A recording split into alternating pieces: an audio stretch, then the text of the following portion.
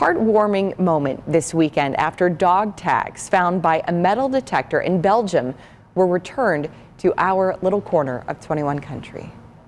All of my free time goes to metal detecting and finding relics. This is the moment Randy Buelens unearthed a North Manchester soldier's belonging. For me personally, it's the best thing you can find. It's a personal relic of a soldier with his name on it, all his personal information. Finding World War II artifacts is common for the Belgian, who searches at an undisclosed location near Brussels. I started finding helmets, badges, dog tags. But his next mission was to return those relics back to their owners' families. We have Dad's first and last dog tags, and so we had no idea he had lost his dog tags. Mike and Marcia Flora only began to learn details of Edward DeWayne Snell's service in the years before his death. Well, he never really talked too much about his experiences in World War II until about the last 6 or 7 years when he was around.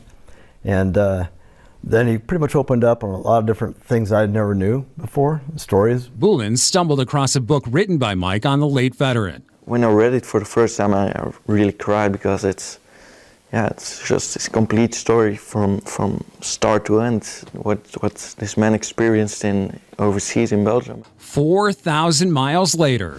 Here's his uniform, really. First, staying and learning more about Snell's family. Here's his final set of dog tags he has.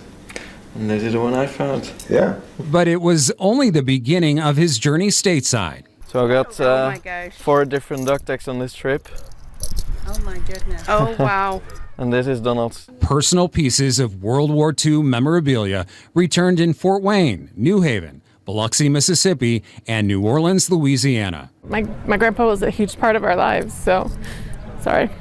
And we just hold family very near and dear, so we all just kind of wanted to see this. Listening to stories like those of Donald Karakoff. It's very touching for everybody that was able to be here today, to be here from the family and be part of this and get to experience coming home. This Belgian man taking time to pay his respects to the soldiers who helped protect his nation. I think it's really neat that a young man has taken interest in finding artifacts that relate to families overseas in another country like the United States, being able to connect with them closely. And delivering closure to their final resting places. My ancestors lived through World War II.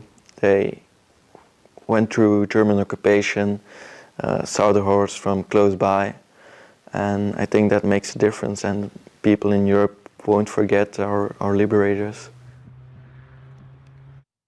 Unbelievable. We will mention, though, the families had the opportunity to keep the dog tags he returned.